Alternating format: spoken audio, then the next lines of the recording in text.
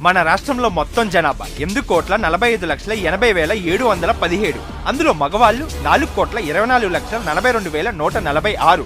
అందులో ఆడవాళ్లు 4,21,38,631. అందులో చదువుకున్న వాళ్ళు 5,56,07,60. అందులో చదువులేని వాళ్ళు 3,40,24,780.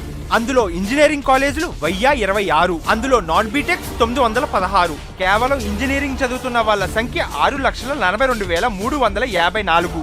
అందులో సప్లీస్ రాసే వాళ్ళు 7,10,112. అందులో M1 మాత్రమే రాసిన వాళ్ళు 3,12,145. ఇది కేవలం ప్రస్తుతం ఇంజనీరింగ్ స్టూడెంట్స్ వాళ్ళ సంఖ్య కలుపుకొని కాదు సార్, ఇంజనీరింగ్ అయిపోయాక డిగ్రీ రాని వాళ్ళని కూడా కలుపుకొని.